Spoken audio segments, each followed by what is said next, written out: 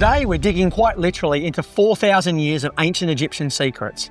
But first, we decided to float above them in a giant balloon basket, as you do. Yep, nothing like starting the morning at 500 metres up with a pilot who looks way too relaxed, steering us with fire. And stick around because we're heading underground, way underground.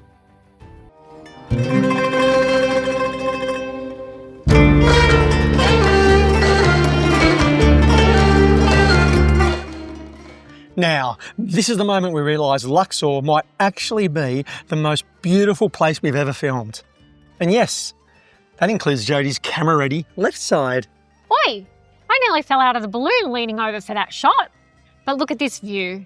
The Valley of the Kings is right there. And we're casually floating over it while we're just checking out the real estate.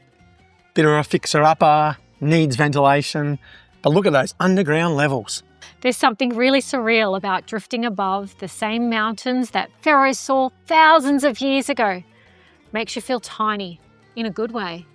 Driving to the Valley of the Kings feels like we're on our own private archaeological dig. It's freaking insane to just be casually driving past 4,500-year-old ancient artefacts. These two giants are Pharaoh Amenhotep III. They're 60 feet tall, or the size of a 6-storey building. They once guarded the entrance to his temple, which has mostly been dismantled by robbers over the years. Did you really think they'd just be out there in the open by themselves? And can you believe Jodie just sat on the bus for these while I wandered out in the heat?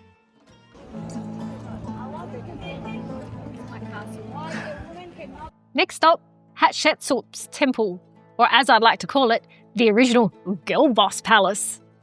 Hatshepsut was the pharaoh who absolutely owned her reign. She built trade routes, temples, monuments. And probably would have had more subscribers on YouTube than Mr. Beast if it was around back then.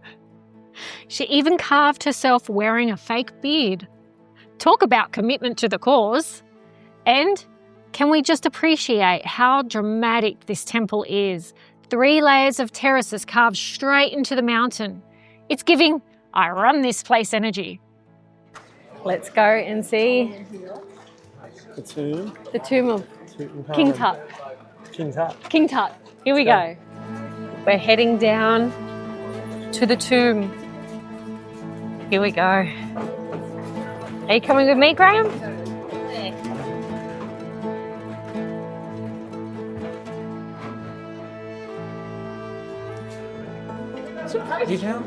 We have found him. See his feet.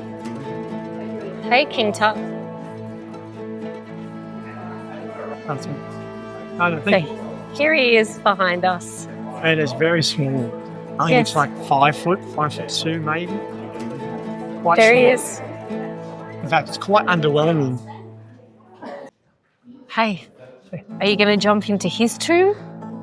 No, I think I get in a lot of trouble jumping into this Oh, one. it looks like it's slightly open. It's got all sensors as well and everything. Oh, time to go back up and out of the tomb.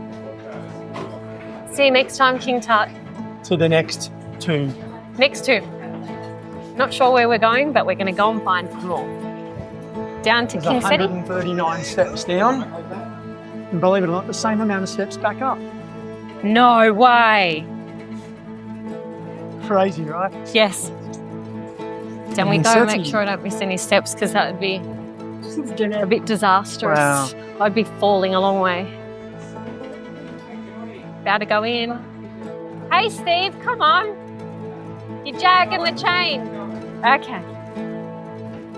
Look, there he is. There's Steve.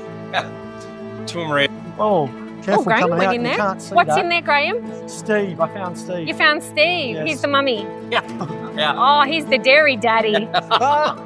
Very daddy. Let's go in. 1 second, there's not Oh, it's very dark in here. Oh, that's underwhelming. They ran out of water.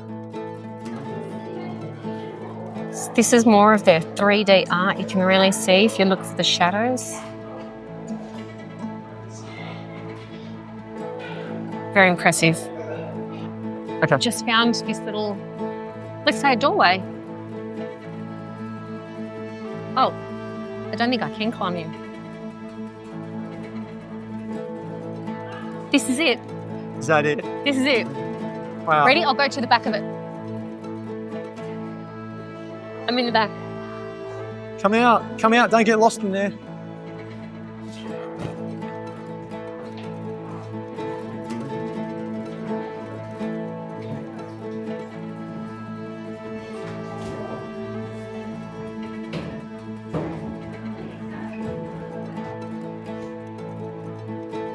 I can take my glasses. Where's Graham? Come on, Graham, jump in the picture. How do they get it? You did jump. I did jump. Okay, so Susie, our guide from Viking, she was telling us how in the tombs they all have the start of the afterlife, and it's the journey to the afterlife, and it needs to take 12 hours. So they go on their journey, and they've got to pass different. They've got to pass different things. So the snake is something that they've got to defeat before they can get. They've got to do that in the first hour before they defeat. They've got to defeat it, and then in the afterlife, once they've defeated it, they can continue their journey into the afterlife. And you'll see that when we're coming in, we did spot a 3-headed serpent. So they've got to defeat that on their way in so they can get to the afterlife. I think that's the wow. naughty person chamber. I don't know what it is. Oh, wow. Mummy is down there. Look at the ceiling. So apparently the mummy is down there. The mummy's down here. Yes. Yep. So we can't. Oh, It's mummy. there at some stage. Sort of makes sense. Yeah, being preserved so everyone can enjoy. That's Sun One. So this is the chamber. Let's go and see the king. What can you see? Oh, look. Oh, it's amazing how well preserved all of this is.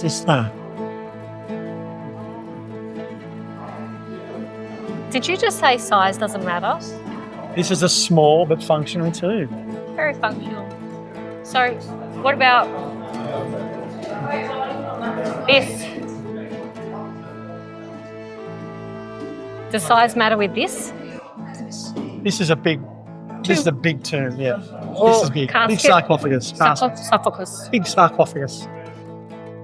Okay, we're out and it is substantially cooler up on top, which is very hot anyway compared to down in the tomb. I never thought I'd be happy to say I'm outside in the desert rather than in a tomb. We didn't film coming up because I don't think anyone wanted to see what our faces were doing as we're climbing the stairs. It was at least 15 degrees hotter down there. Yeah, it was. Whew. Okay, let's find another tomb. Now I'm watching them. Oh, and I see, look at that. You probably had my heavy breathing on there. Oh. And now, the masterpiece, Queen Neferteri's tomb. Calling it a tomb feels wrong. It's more like stepping inside a jewellery box that's been sealed for 3,000 years. The colours, the detail, everything is still alive. It's almost you expect the Queen herself to step around the corner. Photography is limited here, which honestly makes the moments feel more special. It's like the tomb says, just put your camera down and just look. Being in here made me realise how much love King Ramesses had for her. You can feel it in every wall painting. I think we need to go up and see them statues. What do you think? I think so. Up there. Just think this has had no restoration really at all, just because it's so dry here. There's no rain, so there's much less, deterioration. This is nuts. It's the only queen. Well, whoever really had their own temple. Queens weren't allowed to be kings, right? So because they had to be Osiris in the afterlife, and Osiris was a male god. Otherwise, Egyptian culture and society had no problems. Men and women were equal, but in order to go through to the afterlife, she had to pretend and create statues so that she was represented as Horus or Osiris going into the afterlife. So a lot of the statues we'll see are all male statues, but this was her temple. It's the start of the next set of stairs, and there's a bird. These are the sorts of birds that I actually do like because they don't fly or chase me, because I'm petrified of birds. But it actually does look like the original angry bird. wasn't it? It does. Can you imagine the crowds that would have been in this courtyard when the Queen was giving a speech? For sure. It would have been like being in a soccer game when a goal was scored. The atmosphere would have been insane. Yeah, almost Game of Thrones like. Do you think there were teenagers with skateboards riding down this ramp 3,000 years ago? No. If you think this looks amazing on your TV or phone, I can tell you in real life, it feels magical. There's this constant feeling of like, was this really built 3,000 years ago? So Graham has got off to go and see some statues that they've only recently discovered within the last 40 or about 40 years ago. I've decided to stay with the air conditioning, just cooling down before we go to see Queen Nefertiti. And this is what he's seen. I can see it from here. So you can see, oh, there we go. Statue, right there. They always find Graham. How do they find Graham?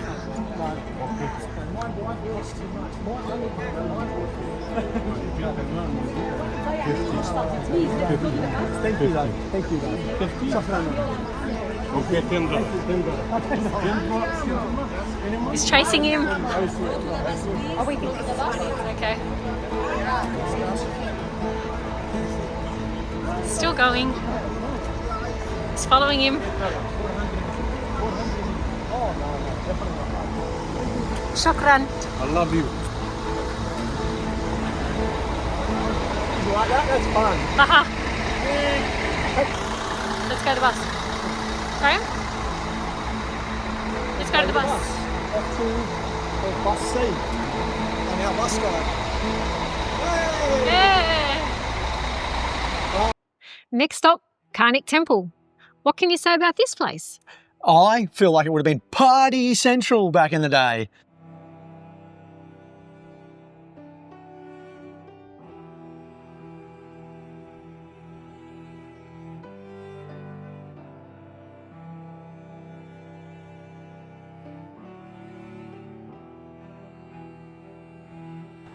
Karnak is the kind of place that makes you stop, stare, and then immediately check to make sure your phone battery is full.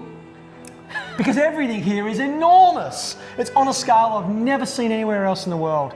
Nothing comes close. Columns taller than apartment buildings and almost as wide. Walls big enough to surround small suburbs. This temple's huge. I feel re-energized.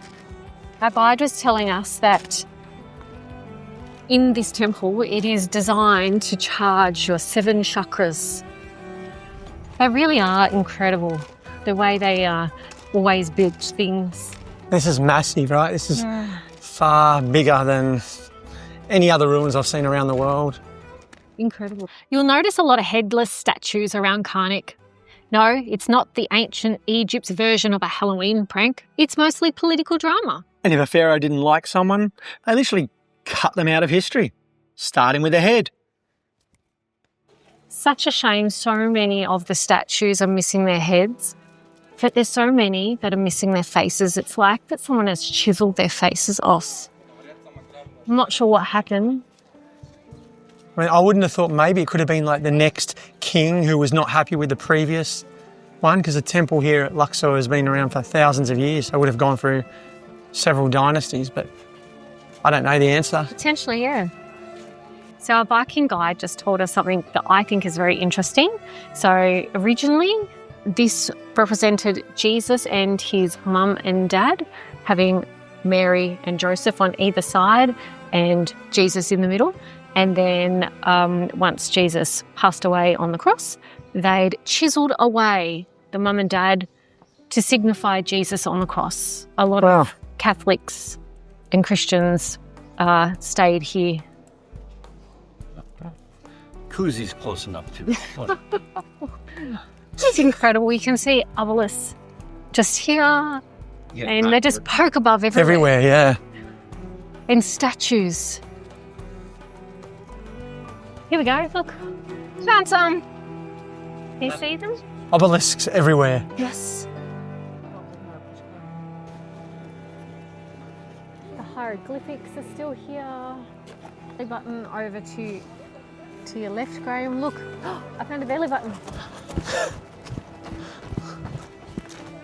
Wow. Someone got chopped off at the waist. Place is. I see some beautiful statues over here. Come this way.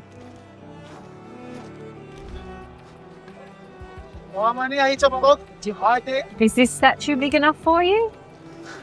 Wow, look at the size of it. The scale is obscene. I've got to be honest, I'm getting a little temple envy. And here I just want to retire and move into a smaller apartment. Can't believe I said that.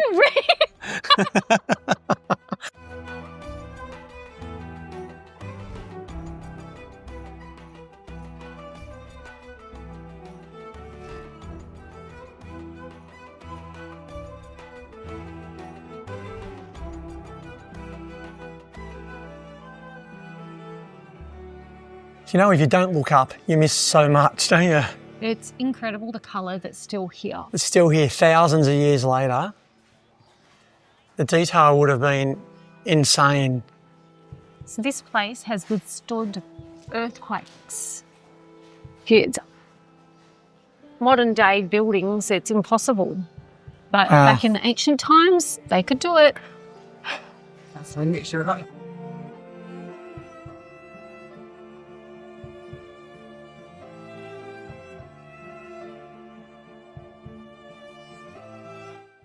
I'm starting to feel like my columns just aren't big enough for Jodie anymore.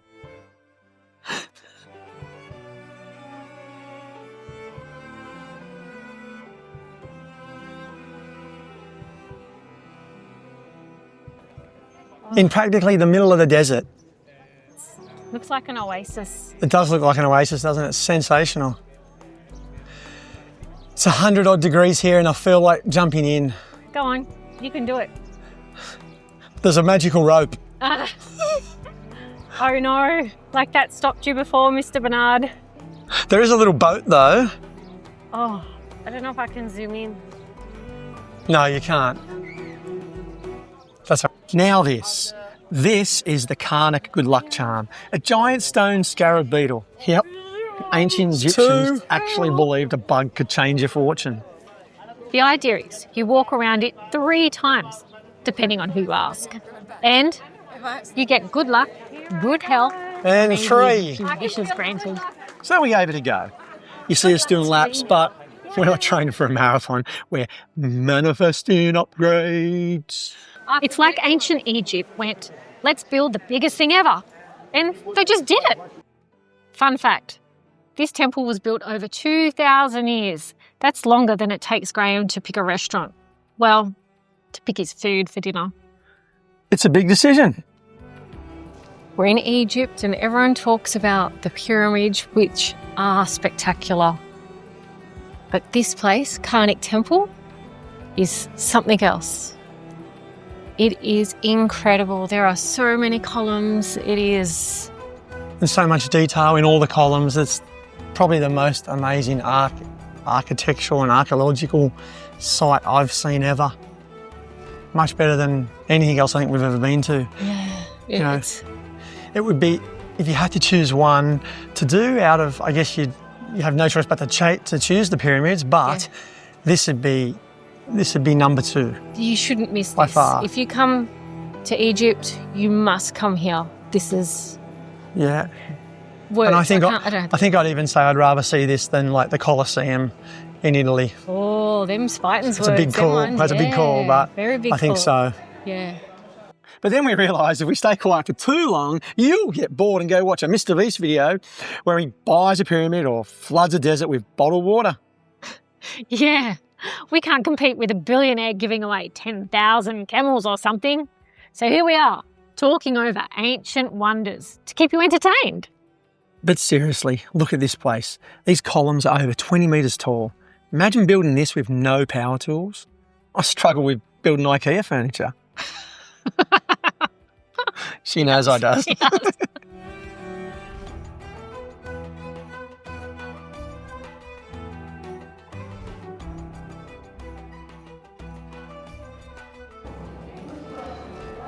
The details in here are crazy. There's over 8,000 different symbols, and many of them were actually added during the Roman and Greek times where they ruled. And so not just hieroglyphs, but they also added other Egyptian, Greek and Roman symbols as well.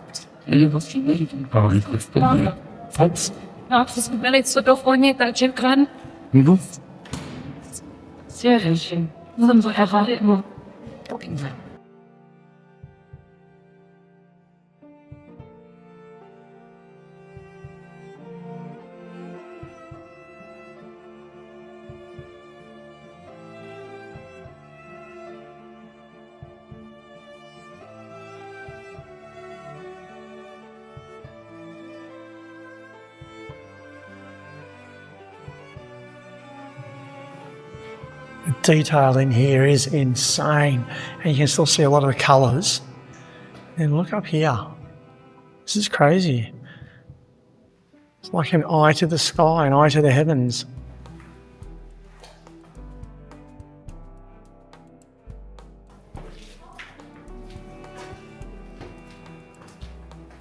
Oh my God, it keeps going. Where are we going?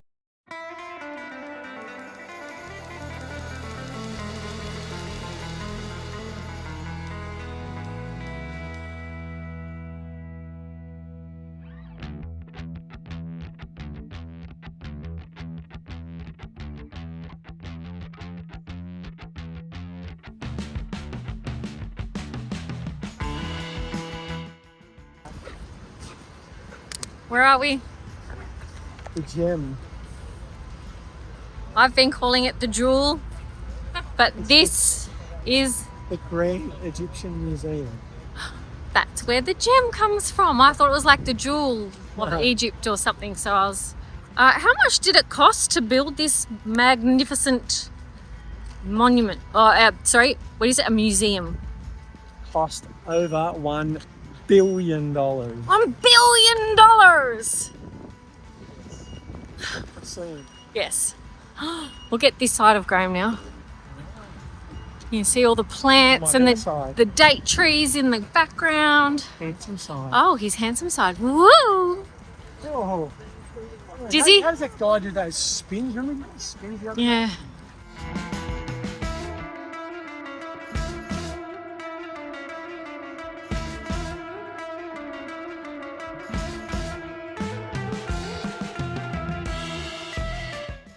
So that's our day exploring Egypt's most mind-blowing wonders, from floating above valleys to crawling into tombs.